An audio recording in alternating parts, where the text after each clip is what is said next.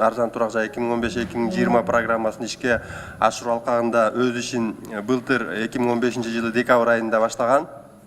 Ошо өз иштерин мына жол жоболорун бекитүү боюнча ошол мамлекеттик ипотекалык компаниясынын иш аракетин ишке ашыруу алкагында ошол мамлекеттик программанын катышуучуларын тандоо боюнча убактылуу жобо өкмөттүн токтому менен бекитилип, биринчи ипотекалык насыялар март айынын 25-inde берилген. Ошондой эле бул иш аракетти аткаруу алкагында ушу ведомство аралык комиссия жөнүндө токтом бекилип, ал комиссиянын составы жана иш аракети боюнча жол жоболор да бекитилген. Бүгүнкү күндө мамлекеттик ипотекалык компания ошо ипотекалык насыяларды берүү системасын түптөө алкагында төмөндөгүдөй механизмдерди ишке ашырып жатат. Бул биринчиден ошол даяр үйлөрдү сатып алууга, даяр турак жайларды сатып алууга ипотекалык насыяларды кайра каржылоо механизми. Бул биринчи, бул механизми ийгиликтүү ишке кирип, бүгүнкү күндө бул механизм боюнча ипотекалык насыялар турак жай алуучулар тарабынан алынып жатат. Экинчи механизм бул жеке турак жайын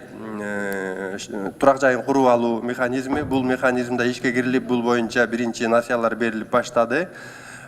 Бул механизмда бүгүнкү күндө ошо ийгиликтүү ишке ашыруунун алдында туруп жатат.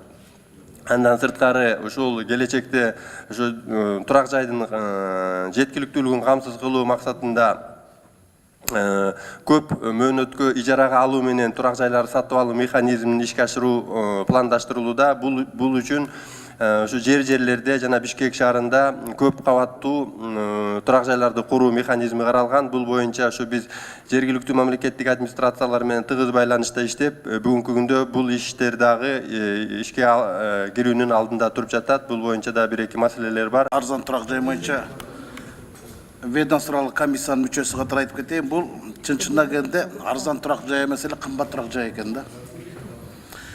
Мына өзүңүздөр көрүп турасыздар, 6659 кишинин бүгүнкү күндө алганы 534. Мындайча айтканда 8% гана алды да. Баш тарткандарыны 1419. Отсрочка же азырынча ала албайм дегендер 1000. Банкка барбай койгондор, чочуп кеткендер 1500. 1523 дейт. Банк не обращались. Недоступен 293. Кой, жөнүнө жашайын дегендер ошончо экен да. Болгону 534 киши алып атат. Акчагар турат. Банктарда бар турат.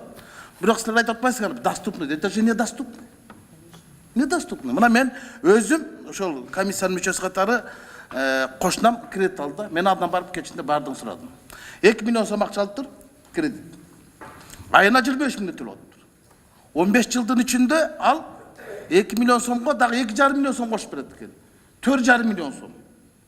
Мамлекет бир үй алып берип туруп, дагы бир үйдү пайда көрүп атпайбы? Анан каяктан доступный болот?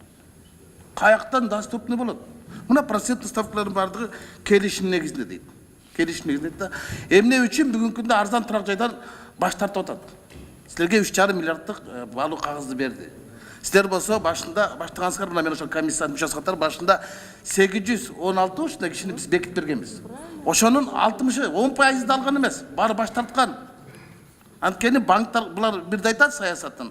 Тигилер банктарга барса, банктар айтат, сенин айлык маянан канча, жолдошуңдун айлык маянасы канча, анан өкөңөрдүккө жетпейт, анткени силердин жанагы керектөөңөргө минимальный прожиточный корзина деп. Мынча единицаңарга мынча кетет, жол кереңерге мынча кетет дейт дагы бербейт. Кыйнайт. Алгандардын бардыгы азыр өкүнүп жүрүшөт. Бекерли алып турмун дейт. Анан кандай? Мынагы бүгүнкү күндө 534 кишинин өзүнүн алганы эле 6000 кишиден 8% гана аргасынан барганы, бул деген арзан турак жай эмес да. Программа эмес да. Бул недоступный. Ким алат? Бул кымбат турак жай болот атпайбы? Мына сиз өзүңүз эсептеп бергичи мага. 2 миллион алган киши 25 миң төлөйт турабы? 20. Мына менде турбайбы? Банк компанияда 1 миллион 800 миң алып тур, 22 миң төлөп атат айына. 22 миң төлөп атат. Мындайча 25 миң болот экен эсептеп бергенде. Анан 10 жылда канча болот атат? 25 миллион төлесе 3 миллион болот ау. Дагы ана жакта 5 жылда 15 жыл калса, дагы 4,5 миллион, 2 миллион сомго байкуш кредит алды, там алды.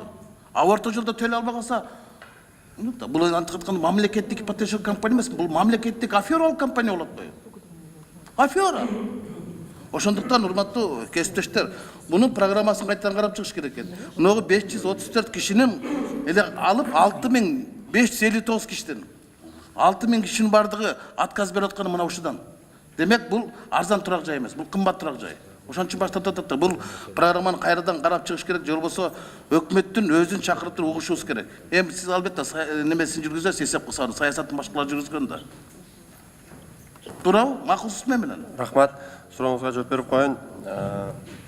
Бардыгыбызга маалым болгондой, мамлекеттик ипотекалык компания өз ишин мына быйылкы жылы жүргүзүп баштады. Биз билебиз, турак жай маселеси Кыргызстан ошо эркин мамлекет болгон күндөн баштап бул турган. Бул совет мамлекет мезгилинде да чечилбеген көйгөйлөрдүн бири болгон. 25 жыл ошол эркин учурубузда албетте ошол биздин ошол калкыбыздын саны да өскөн, албетте ошонун негизинде ошо турак жайга болгон муктажуулук дагы өскөн. Бул ошо социалдык проблемалардан саясий проблемага чейин көтөрүлгөн. Анан эми бул маселени ошо 25 жылдан бери топтолуп келе жаткан маселени биз түзүлбөй жатып эле биз бир жылда чечип коебуз деп айта албайбыз. Албетте бул маселени чечиш үчүн көп каражаттар жана көп иш аракеттерди аткарыш керек. Бүгүнкү күндөгү биз жасап аткан аракеттер ошо бардыгы ошо алдын ала ошо келечекте ошо турак жайдын жеткиликтүүлүгүн жана турак жайга берилген ипотекалык насыялардын жеткиликтүүлүгүн камсыз кылуу үчүн жасалган иш аракеттер. Сиз тажал неме экенсиз го? Минсеңиз келбей эле койсуз, баягы токтотуп токтобойсузбу? Сиздин айлык баяныңыз канча? Бул маселе боюнча көп сөздөр болду. Биздин эми маяналарыбыз бул жерде ар бир түз эле жооп бергиле, мынча деп эле билесиз да, айлык алып атасыз да. Мен колго алган каражат, колума тийген 72 000 сом. 72 000 сом айлык алып атасыз. Силердин айлык маяна ушул жанагы кредиттин ичинде да ушул немен турабы? Ушуларда отурасыңар да. 2%. Биздин иш аракеттерибиз ошол албетте ошол эми мындай өздүк нарктын ичинде турат. Рахмат. Көрдүңүздөр. Бул Кыргыз Орусия өнүктүрүү фондунун акчасы. Мында чыккан бекер акча. Ал менен биз кимдерди багып атабыз бүгүн? Байкуш жана мугалимдер эмес, 234 мугалим, бир 100га жакын эле врачтар алып, башкасы бар. Кимдер пайдасын көрөт? Пайдасын көрөт банктар, анан өкмөт, анан ушулар айлык менен. Башка эч ким көрбөйт. Карапайым эл зыян тартып атпайбы? Ошолордун байкуштардын пайызын төлөгөн пайызын силер айлык кылып алып атпайсыңар. Сиздики орун басардыкы 72 000 сом болсо, мен билем төрагаңыздыкы где-то бир 2-3 000 доллардын тегерегинде. Анан кантип эл ушул программага макул болот? Бул деген мамлекеттик афералык компания. Ошон үчүн урматтуу кесиптештер, ушул кайтадан бунун программасын иштеп чыгыш керек, кайтадан жоболорду иштеп чыгыш керек да. Бул эми Кыргыз Орусиялык фондундагы бекер акча болгондон кийин бунун пайызын 4-5%га түшүрсек деле өкмөт эчтек болбойт. Мына ошондо доступный болот. Азыр не доступный? Моундай кебетеңер менен. Рахмат. Бул программа өзү аз камсыз болгон үй бүлөлөр, ошолор үчүн аталган программа да. Себеби дегенде аз камсыз болгон үй бүлөлөргө кимдер кирет?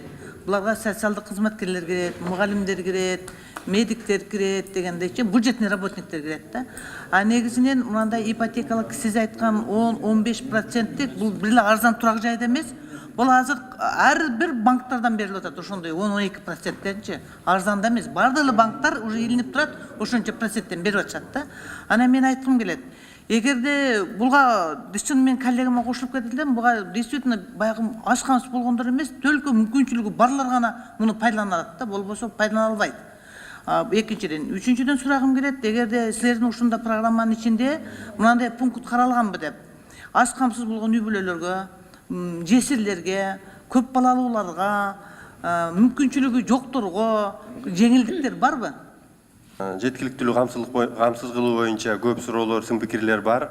Ошонун ичинде жанагы Рыскелди Чынбекович айткан маселени айта турган болсок, ошо 2 миллион сомду эгерде пайызсыз 0% менен эле 15 жылга бере турган болсок, ошол 2 миллион сомду айына 12 миң сомдон төлөп туруш керек болот да, пайызсыз төлөп бергенде. Анан албетте бул жерде эми жасай турган иш аракеттер көп. Анын ичинде ошол жана сиз айткан жана аярлуу катмарлар бар. Анын ичинде ошо жана сиз айткан турак жайга камсыз муктаж көп балалуу же болбосо жанагы мүмкүнчүлүгү чектелген балдарды багып аткан үйлөргө, үй бүлөлөргө артыкчылыктар каралган. Мунун бардыгын эске алуу менен биз иш аракеттер жүргүзүп жатабыз, бирок бүгүнкү күндө ошо берилип жаткан жанагы жарандардын ушу көбүнчөсү баш тартты деген сөздөр болуп атат бул жерде. Бул эми баш тартканчынын негизги себептери бул тизмелер ушу мамлекеттик ипотекалык компания өз иш аракеттерин баштоодон мурун түзүлүп баштаган экен. Анан көбүнчө ошо жерлерде бул тизмелер түзүлүп жатканда мамлекет тарабынан ушу бекер же болбосо өтө бир жеңилдетилген шарттар менен берилет деген баягы маалыматтар менен көбүнчөлөр тизмеге киришкен экен. Анан ушул бул турак жай маселеси бул ай сайын төлөп турулуучу. Сен ошо артыкчылыктарын айтып берчи. Артыкчылыктар ошо көп балалуу үй бүлөлөргө жана мүмкүнчүлүгү чектелген балдарды багып тарбиялап жатып аткан үй бүлөлөргө каралган. Кайсы эмне каралган ушул? Буларга ушу первоочередной заявкалары каралат. Буларга ошо банктарга барганда ошо биринчи ошол үй бүлөлөрдөн башталып. Жок элекем да. Нуржигит, мындан көрө лучше мына айыл жергесинде мугалимдер да жетишпейт, медработниктер да жетишпейт, врач, медсестра да жетпейт. Андан көрө лучше кызматтык үйлөрдү куруп туруп ошолорго бекер киргизип койгон оңой эмеспи? Андан көрө лучше ошондон көрүчү. Рахмат. Андан көрө ошол жерде бекер эле жашап, комуз суугасын төлөп туруп өз үй салып алат эле. Мындай кредит берип, кайрадан мамлекетти байытып, кайра бул арзан турак жай деген действительно калем кошулбайт бул кайча. Лучше андан көрө ошол, например, адис ошол бекер жашаган үй үчүн дагы ошо айыл жергесинде кармалып иштейт эле. Ата айыл жергесинде шарттын жогунан бир да адисти кармай албай атпайсызбы? Айрыкча мына алыскы чек арада Баткенде кармай албайсыз, Нарын, Талас, оор шарттуу жерлерди бир да медик мугалимдер кармай албай атпайсыз. Андан көрө ошо бекер кызматтык үйлү куруп берген ошол артык эмеспи? Бекер жашайм деп кызыгып калат болчу ошол жактан. Ошондуктан действительно мен да сунушталтам, бул программаны өзгөртпөсө эч кандай жеңилчилик жок экен мында. Рахмат. Рахмат, биз ушу жерлерде ушу жана турак жайларды куруп жатканда ушу жергиликтүү мамлекеттик администрациялар менен бул тизмелер бекитилет. Ал тизмелерди бекитип жатканда жанагы жетишсиз врачтар, мугалимдер эске алынмакчы. Бүгүнкү күндө берилип жаткан насыялардын 80%га чейин 50% бул мугалимдер, калган ошо 30% тиги врачтар, калган 20% бюджеттик ишкананын кызматкерлери. Жакшы түшүнбөй атасыз да, кечирип коюңуз. Бул жерде концептуально коюлуп атат маселе. А сиз болсо баланча бердик депчи. Маселе мындай ушул арзан турак жай политикаңарда проблема болуп атат да, ошону айтып атышат депутаттар. А сиз болсо баланчага бердик, түкүнчөгө бердик. Ал эмес. Жакшылап уксаңыз андан көрө. Полномочия жетсеңиз жооп бериңиз. Болсо жетпесеңиз айтыңыз, бул маселени өкмөт чечиш керек. Депчи. Ошон үчүн мындай кунт коюп уксаңыз айтып аткан пикирлерди. Айтып аткан пикирди жазыш керек, жазгыла могу жерде. Момда депутат Момбеков момда маселе көтөрүп атат. Депутат Орозов момда маселе көтөрүп атат депчи. Себеби бул маселе талкууланып атканда биринчи эле ушул арзан турак жай деп келгенде Сариевдин өкмөт тушунда. Маселе каражатты каяктан топтойсуңар деп мына ошондон башталган. Ошондо пенсионный фондтун, накопительный фондтон акча алабыз деп чыккан. Что мы категорически были против. Пенсионный фондко кирген бул мындайча айтканда өкмөттүн мындай бирден бир өкмөттүүлүктү кармап турган системаны уратуу алып келмек да. Ошон үчүн мына ошол маселенин баары ошондо да, ошон үчүн азыр көңүлүстү да буруп атам. Берген суроолорго мындай түшүнүк менен жооп берсеңиз. Сөз депутат Матараевовда. 15 жылда 25 жылда 15 жылда 2 есе төлөй турган. Misal için 20 milyon 4 milyon төлeydi eken, 1 milyon 800 çemte төлedi. Şu tak жооп бербедиңиз да siz. Айланы öyle başka жака кона албай эле жүрөсүз да. 1 миллионду 10% менен алганда айына 1 миллион сомго айына 10 миң сомдон кошулат. 10 миң сомдон айына эсептегенде бул ипотекалык насыя кайтара ушу 900 миң сомго үстүнө кошулуп 1 миллион 900 миң сом ошо 15 жылда кошулат. Ошол эле мезгилде урматтуу депутаттар, региондордо эми турак жайлардын баасы арзаныраак билесиздер.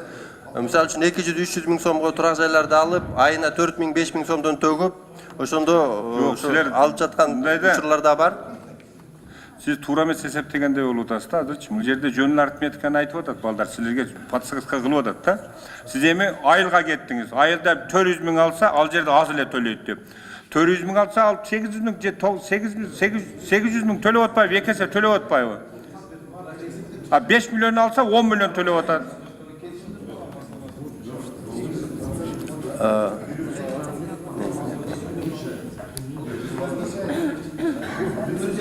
Урматтуу коллегалар, регламентти бузбайлы жооп бергиле сурооңа. Ошол 10 миң сомдо айына ошо 1 миллион сом алганда 10 миң сомдон айына төлөйт деп атпайм. 10 миң сомдун ичинде эсептелген пайыздар бар, анан ушу негизги сумма дагы бар. Негизги сумма ай сайын төлөнүп турган үчүн ошол азыраак болуп калат да жалпы эсептелгенде. Силерге маянаны ким бекитет? Биздин штатный расписание менен ошол фонд зарплаты ФУГИ аркылуу бекитилет. Бюджеттенби? Биздин ишкананын өзүнүн Жо, аны акчаны ким бекитип берет силерге? бекитип берет. Ким? ФУГИ, фонд госимущества. Фонд госимущества. Значит, бул мамлекет силердин айлыгыңарды бүгүн бекитип берет экен. Ошондой болуп атат да, туура? Бюджеттин акчабы бул?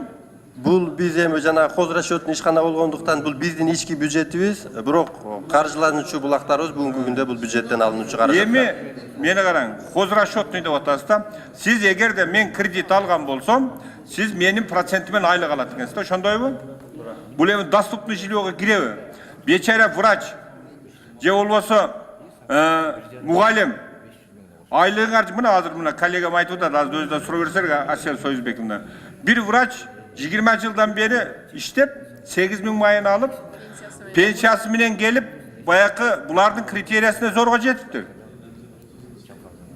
Ал айына кандай төлөт билбедим. Ошол пенсионердин айлыгынан кредит төлөгөндөн пенсиядан силер өзүңөр 50% азыр айлыгыңарды кылып, айлыгың 100 миң болуп атат. О бечаранын айлыгы 8 миң болуп атат. А сен 100 миң алып атат, бая 70 миң колго тиет деп атасың. А начисление канча болот? 100 миң болобу? Ошондой болобу? Эми начислениясы канча зарплатаңыздын сиздин? Зарплатаны биз сизге кат түрүндө белгилейик. Биздин бардык ошол иш аракеттерибиз фонд аркылуу түшүнүктүү болду да, мен түшүнүктүү болду. Сиз баарынан туура жооп бербейсиз, айланып жүрө бересиз, кона албайсыз. Мен аны түшүнүп атам да. Себеп сиз айлыктан эртеңерде бир туура жооп берген болсоңуз, сизди аякта урушат жетексиңиз. Эмне үчүн бардыгын ачык айттың деп. Анан райондогу бая шаарлар кандай болот? Районго баш ийген шаарлар бар, кичи шаарлар. Аларда ипотекада болобу? Ошолардагы доступный жилье болобу? Ошо райондордо, шаарларда курулабы? Жанагы биз айтылып кеттик, КФ банкынан каражаттарды 11 миллион евро каражат алып атабыз деп, бул грант түрүнөн келип жатат. Ошол шарттар боюнча, ошол национал грант алуу шарты боюнча бул ушу только региондорго каралган. Анын ичинде ошо региондорго турак жайларды куруу механизми каралган. Ким курат? Биз мамлекеттик ипотекалык компания курабыз. Курасыңар.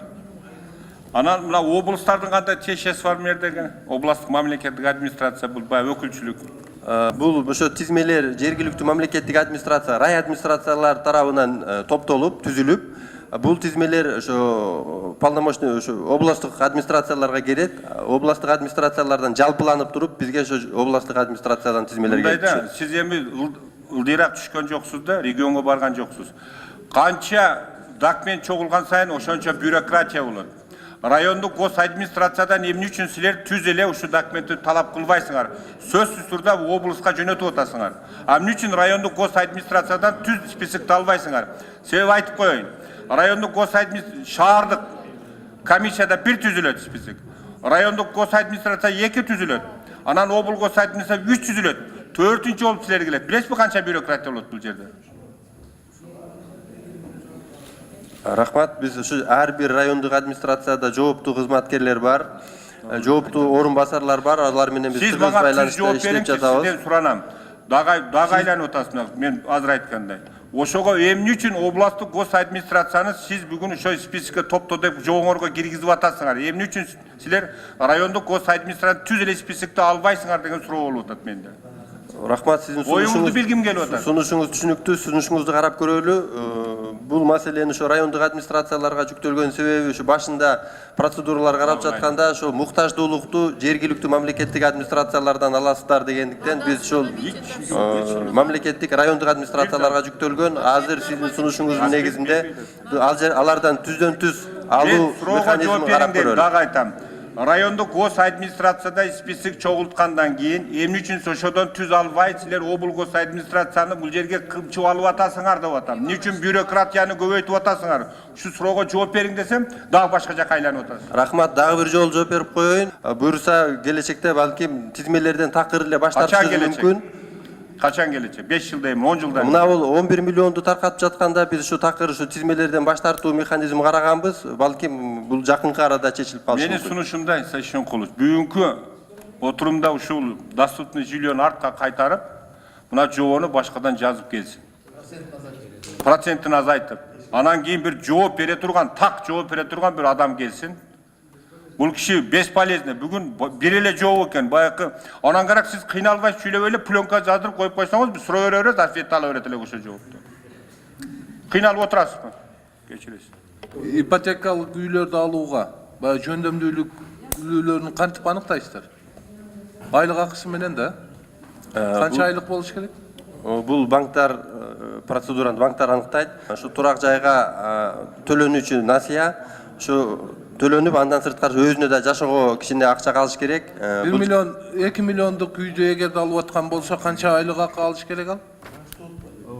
Биз ошол фактический данныйлар бар бул жерде. Жок, негизгиси ушул.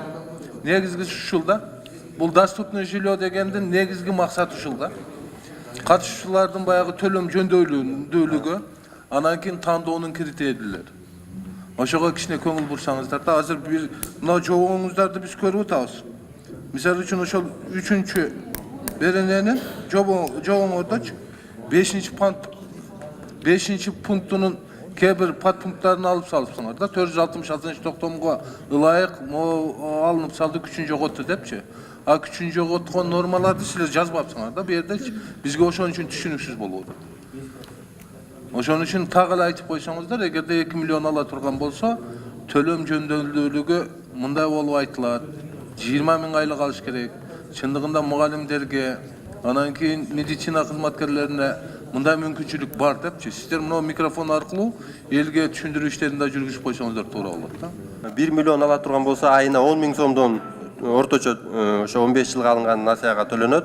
10 000ди төлөш үчүн жалпы киреше, үй бүлөнүн жалпы кирешеси 15 000ден 20 000 сомго чейин болуш керек. Бул ар бир банктын өзүнүн ички талаптары. Азыр общий канча Кыргызстан жараны ипотекалык ушул кредиттерди алды? Канча алды? Канча киши алды? Жалпы 534 киши алышты бүгүн. Азыр 11 миллион еврону сиздер грант менен алдыңыздар да, туура? Грант менен алдыңыздар. Бул эми келечекте бул Германия мамлекетине кайтарымсыз. Кайтарымсыз. Анан кийин биз эгерде мисалы үчүн бизге грант кылып берип аткан болсо, жогору жакта депутаттар айтып атат да. Ошол проценттерин түшүрүүгө өзүңөрдүн кызматыңарды, ошондой эле основной сумманы кайтарууга аракет кылышыңар керек да. Силер үстүнөн пайда көрбөшүңөр керек да, туурабы?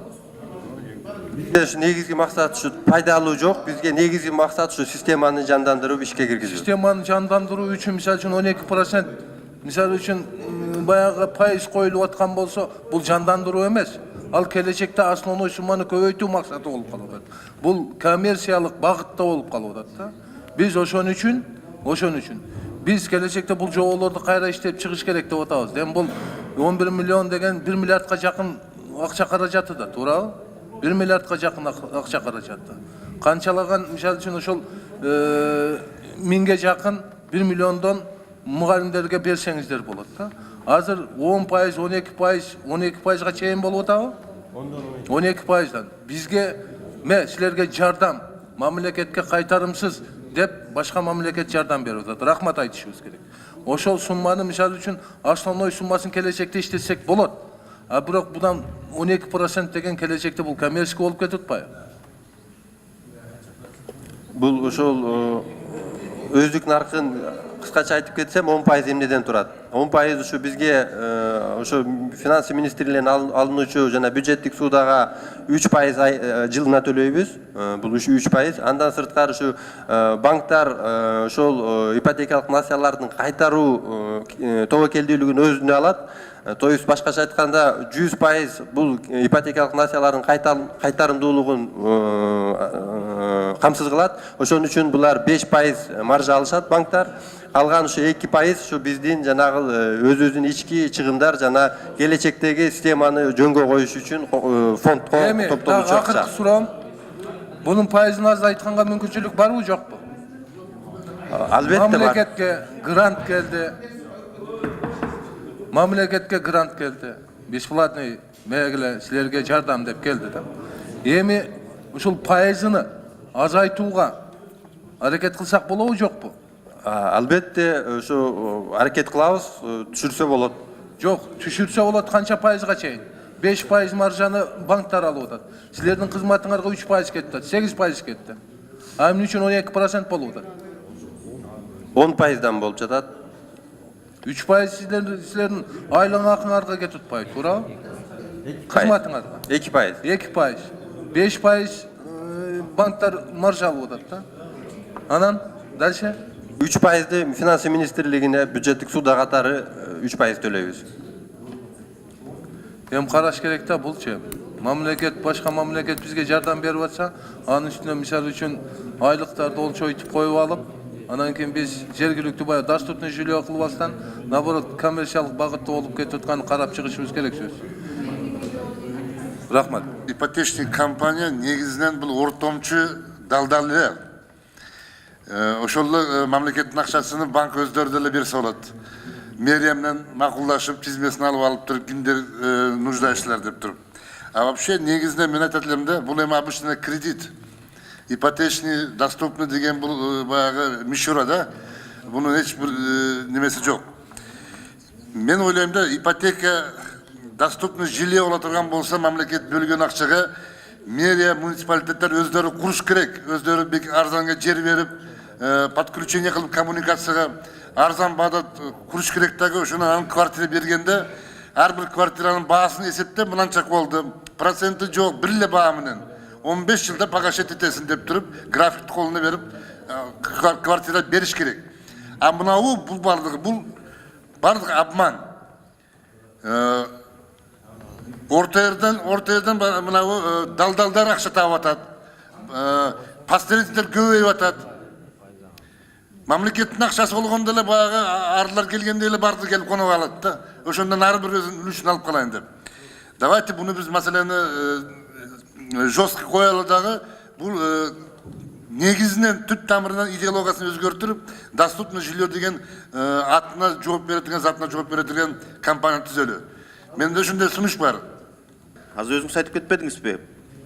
11 миллион грант алдык, евро депчи. Анан кийин мисалы үчүн Самат Нарматович жанакы региондорду салып атпайбы үйлөрчү? Жер бекер берип атасыңар да, туурабы? Мына Караколдо, Ошто, дагы ошол. Жерде ошол жергиликтүү бийлик органдары менен сүйлөшүп, жери коммуникациялар боюнча маселелер каралып атат. Анан жер бекер болсо, грант түрүндө келип атса, анан кайдан 12% алып атасыңар? Мисалы үчүн ошодо силер тендер өткөргөндө, по-моему, квадратный метр $200 киргизесиңер, туурабы?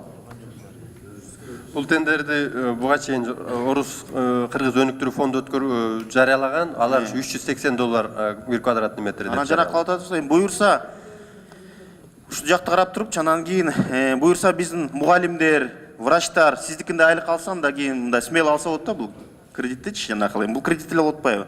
Азыр өзүңүздөр билесиздер, мына Куан кеңеште баягы өкмөткө келип отчетун берип аткан ал киши деле айтып атат, мына 4% доллар менен берип атабыз, 12% сом менен берип атабыз, дагы түшүрөбүз деп атат да. Анан сиздики жана койдон эле калып атпайбы? Алдыда бир пландарыңар бар ошо кредиттин ставкасын азайтыш үчүн? конкретный программаларга. Сиз мындай үстүртөн айтып кетип атса, буюрса анан көрөбүз, анан кийин иштеп атабыз. Албетте биздин программабызда ошол Ошо программаңызды айтып кетиңизчи азыр. төмөндөтүү шарттары каралган. Бул ушу бизге сиздерге берилген маалыматта дагы бар. Биз ушу эмдиги жылдан баштап буюрса жанагы ипотекалык баалуу кагаздарды чыгарып баштайбыз. Бул кыскача айтып коюш керек, жана 3 миллиарддагы жана тартылган 11 миллион еврода түгөнөт. Бул аз эле каражат. Ошо 3 миллиард мындайча эсептегенде 3000 кишиге жетет. Бул 3000 киши бул өтө эле аз болуп эсептелинет. Биздин негизги максат жанагы экинчи механизм ипотекалык баалуу кагаздарды чыгаруу механизмин ишке киргизүү менен тиешелүү каражаттарды бул системага тартып келүү. Бул механизм боюнча тилекке каршы бүгүнкү күндө ошол жана өздүк нарк тартылып келүүчү каражаттардын өздүк наркы жогору болуп жатат. Бардыгыңыздарга маалым болгондой бүгүнкү күндө ошол 1-1,5 жылдык баалуу кагаздардын орточо доходность деп коет, орточо ошо наркы бул ошо 8%-дын нар жак бер жагында болуп жатат. Бул тартылып келип жаткан каражаттын өзүнүн өздүк наркы. Андан сырткары биздин жанагы башка каражатта чыгымдарды эсептегенде бир 10-11%га ошо өздүк наркы эле чыгып кетип атат. Рахмат. Нуржигит Тусанкулович, биздин кошуна мамлекеттерде кандай болуп атат ушул социальный ипотека боюнча? Маалыматыңыз бар? Эң ушул негизинен ушу бул кошуна Казакстан мамлекетинде. Казакстан, Россияны айтсаңыз. Казакстанда бүгүнкү күндө орточо пайыздар 11-12%дын жанында, жана Россияда 10%дын тегерегинде. Эми сиз айтып кеттиңиз, мына мен азыр эле интернеттен карап көрдүм. Россияда 8,5% экен, 30 жылга экен. Казакстанда мына дагы эмеде жүрөт, 7% 8 деп жүрөт да. Бул жана ведомстволук программалар, негизинен ошо Казакстанда Казак ипотекалык компаниясы жана Россияда АИЖК деп коет, агентство по ипотечно-жилищному кредитованию. Мен ошолордун пайыздык ставкаларын айтып атам. Жок, эми биякта да карап колду, ошо биздикинде эле менен бир топ пайызгачы. Анан негизи баягы бул ипотечный компанияларды баягы өнүгүп кетишинен бир 4-5% болсо, мугалимдер, врачтаргачы жанакынча ошондо бир өнүгөт дейм да. Негизи Исаат Шишенкулович муну карап чыгыш керек, өкмөттү чакыралык. Премьер-министрди барып турчу. Бүгүн токтотулган да. Бардыгыбыз келип, убакыттын баарын бөлүп келип отурабыз. Анан бул келген специалисттерди мен компетенттүү деп эсептейм. Бирок саясат боюнча булардын компетенциясы эмес да, булар аткаруучулар. Вот ошончон убакыттын баарын бөлүп, анан ушул жерде суроо берилген бул технический маселелерди гана жооп алып атабыз. Бул маселени комитеттин деңгээлинде эле угуп алсак болот да, бул карап күнүгөчү. Анан Шишенкулович, ушул процедура боюнча менин оюм кийинки калтырып туруп биз премьер-министрди чакыралы. Же болбосо биринчи вице-премьер-министрди чакыралы, саясатын керектүү министрликтерди, экономика министрин чакырыш керек, фонд государственный иши кылып ушуларга таасирин тийгизе турган адамдар керек. Анан ошолор менен кеңешип барлашсак жакшы болот. Анан эки ой айтып койгонго уруксат бериңиздер. Анан негизинен мен эми суроо бербей эле коеюн, суроолор көп кайталанып калды. Көп механизмдер бар да, ипотека ушул. Мисалы үчүн азыр арзан акча келип атат. Бирок ортоңку коммерциялык банктар менен анын баасы 10-12%га көтөрүлүп кетип атат дагы. Ал биздин жанагы орточо алган айлыкка элдин мүмкүнчүлүгүнө жооп бербей атат. Ошон үчүн эми мындай көп мүмкүнчүлүктөр бар да. Анан дагы бир маселени айтып коюшум керек. Бул мамлекеттик ипотекалык ишкананы түзүлгөнү бул жакшы. Бул негизи ой жакшы да. Бирок бүгүнкү жасап аткан иши өзүнүн затына пока туура келбейт. Ошону карап чыгыш керек өкмөттүн программасынын негизинде. Экинчиден, раз мамлекеттик болуп аткандан кийин исключить коммерческих посреднических банков. Создать ипотечный банк, государственный ипотечный банк, чтобы гарантировать сохранность, возвратность деньги. Бул бир да. Экинчиден, менин оюмча, вот есть у нас очень много возможностей привлечь деньги, дешевые деньги. Мисалы үчүн бизде өтө чоң мамлекеттик мүлк бар да, фонды есть. Они служат как гарантия. Есть международный институт Гермес, где можно привлечь кредит от 0,5% до 3%. через государственные гарантии, извините, вот, Мирлан, вот вы же понимаете, вот можно напрямую обеспечив гарантии, привлечь дешевые, чтобы выдавались кредиты в пределах 3, 4, 5%. Это во-первых. Екіншіден, потребители жаңағы жилье бойынша, мен сізге сұрау бербейлі қойын, қанша адам мұқтаж деп. Ошоны бөліш керек та, өте начар, қолынан келе тұрған деңгейіне жараша бөліп тұрып, әрбірін өзінше программа жасалыш керек деп ойлаймын. Кейбір, misal үшін, госслужушылар бойынша да, мамлекетте иштеп аткан адамдар, министрликте иштеп аткан адамдардын айлыгы жетпейт кредит алганга. Ошон үчүн мүмкүн атайын бюджеттен карап, государство, ошол министрликке карата, жо мамлекет атайын бир кредит алып туруп, там куруп, өзлөрүнүн служащийлерине можно в аренду сдать по минимальной цене. Понимаете? Вот это уже доступно. Көрдүңүздөрбү? Один из методов. Или же сингапурский метод. Есть у нас пенсионный фонд. Его проанализировать. И также его потихонечку направлять. Через гарантии. Мисал үшін, он же жилье, он же может служить гарантией, что не потеряется пенсия. Вот его берет как в залог. Хозяин, пока не расплатится, жилье его гарантия. То есть пенсия не потеряется. Вот есть очень прекрасный, не казахский это опыт, а вот сингапурский метод. Через этот путь они обеспечили 100% жилье своих граждан. Тысячи других возможностей. Третья возможность, значит, государственное частное партнерство. Bizde жер бар, коммуникация бар, шуны колдонуп атышпыздар, жакшы. Ну, надо в долю забирать, значит, и эти же опять отдавать на выкуп или там в аренду, да? Эми ушулардын баарын айтпай эле коеюн, негизинен боюнча мамлекеттик өзүнчө программа түзүш керек. Биз менин сунушум боюнча өкмөттү уксак даярданып келсе, чоң рахмат. Менин деле сунушум ушундай да, азыр кесиптештерим баарына кошулам. Сиздердин деле алган айлыгыңыздар банкта иштеген работниктердин алган айлыгынан кем эмес экен, көп болушу мүмкүн экен да. Эмне үчүн дегенде бул кредитти сиздер өзүңөр банкка жок эле беришиңер керек да. Жок болбочу болсо банкка бериш керек, сиздерсиз. Ошондо жанагы 50-60% кезилет дагы, элге дагы пайдалуу болот. Доступное жилье на сегодня оно свое название не оправдывает. Я только вот, мой коллега Джана сказал, что надо вот социально уязвимым слоям населения необходимо давать кредиты, как в союзное время.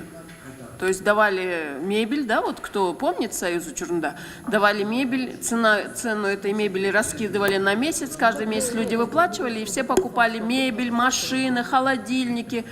Но тогда была стабильная заработная плата, и люди не переживали, что они не смогут выплатить. На сегодняшний день, вот я вам один только пример приведу, врач, вот 20-летний стаж, заработная плата плюс пенсия, общий доход составляет 12 тысяч сом в месяц.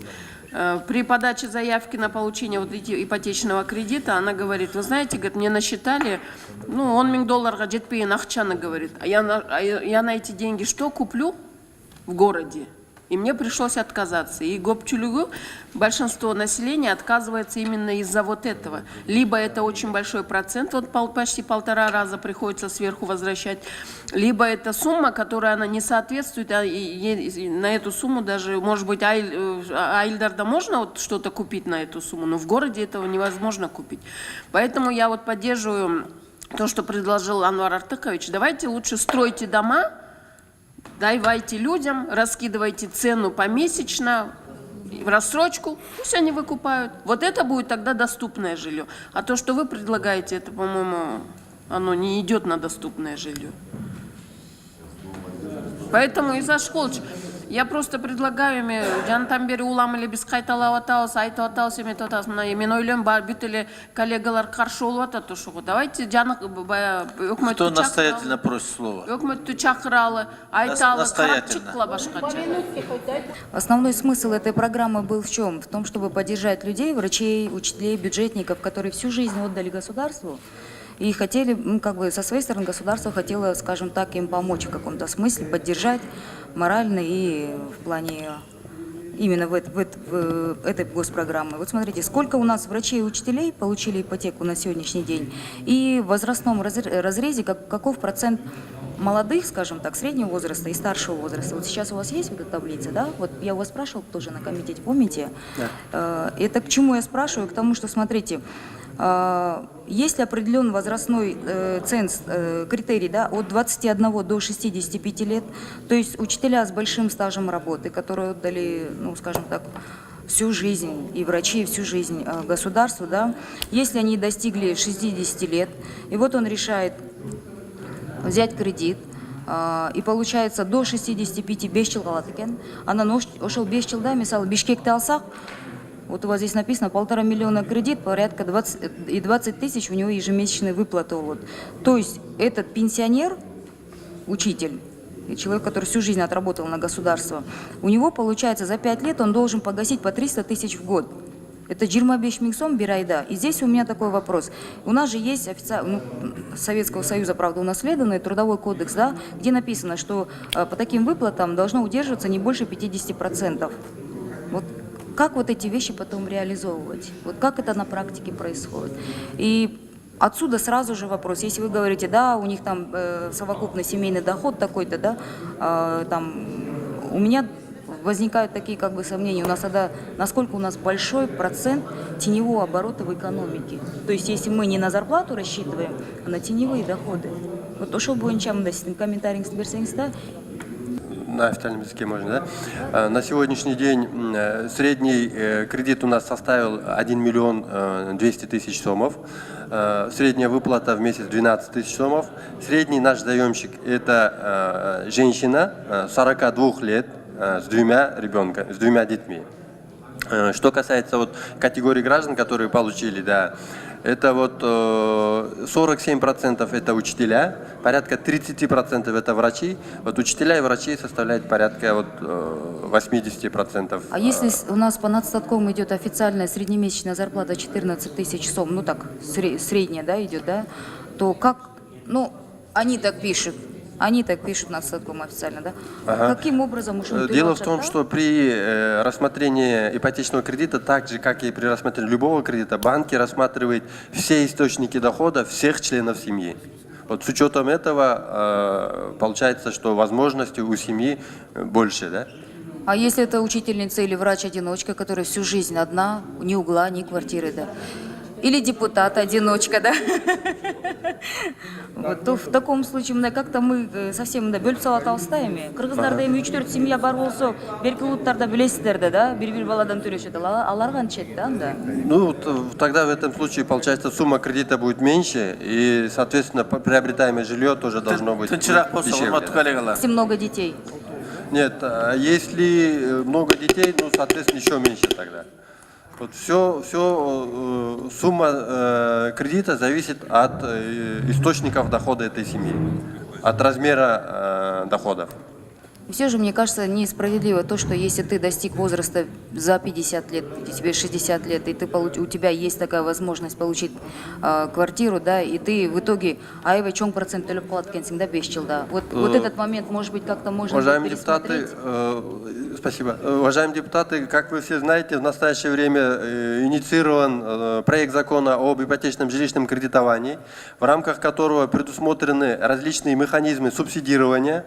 Просто сейчас мы механизм субсидирования не имеем возможности применять, потому что, во-первых, не определены источники субсидирования, во-вторых, механизмов нету, да, законов и подзаконных актов. Поэтому в случае, если этот закон будет принят, соответственно, у нас появятся возможности по субсидированию. И если в случае, конечно, если средства будут.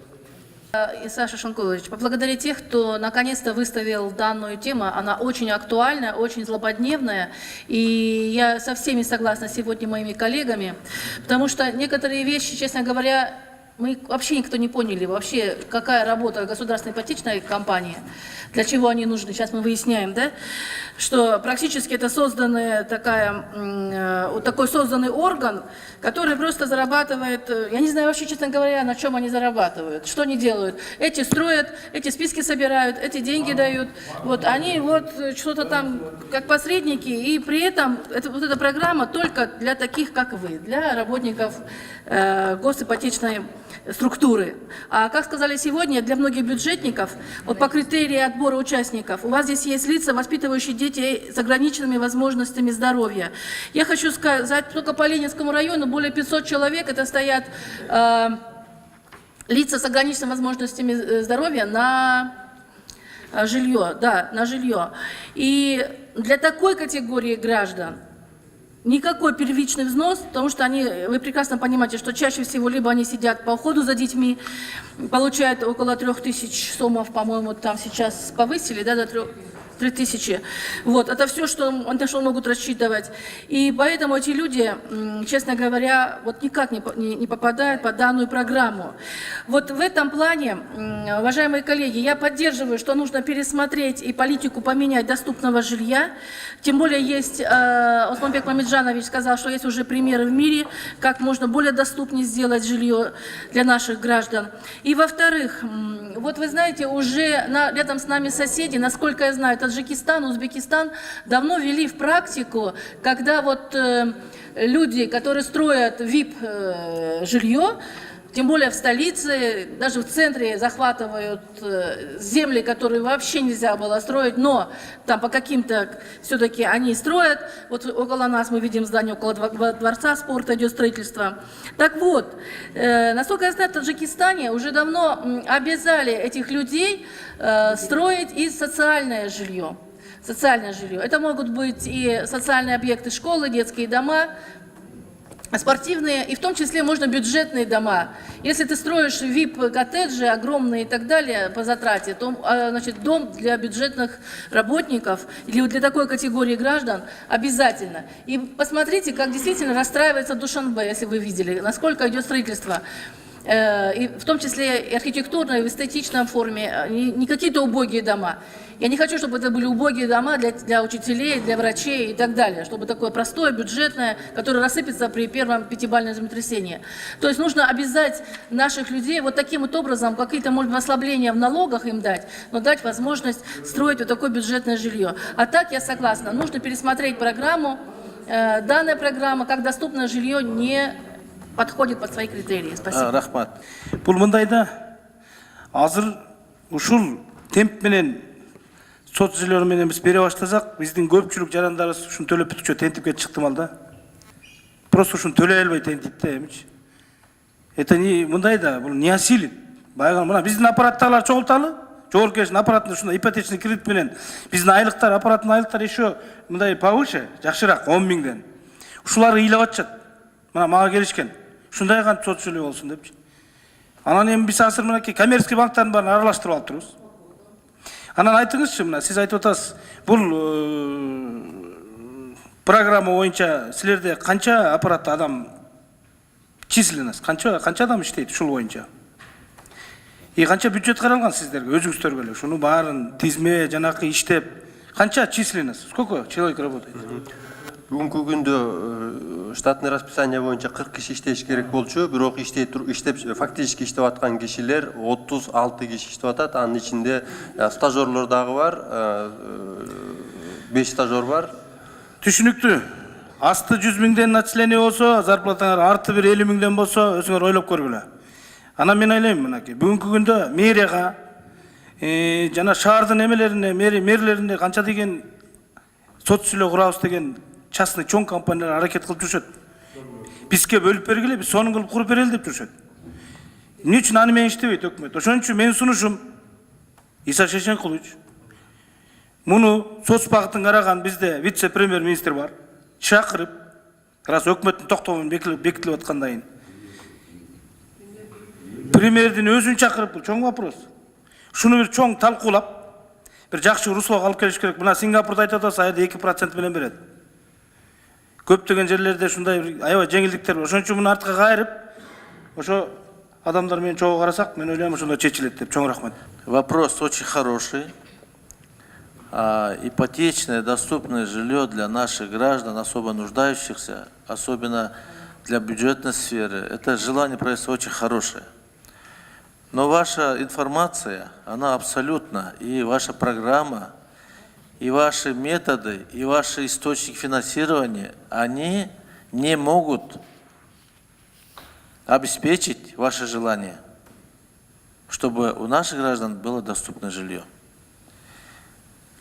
Первое, 12%. Сегодня коммерческие банки,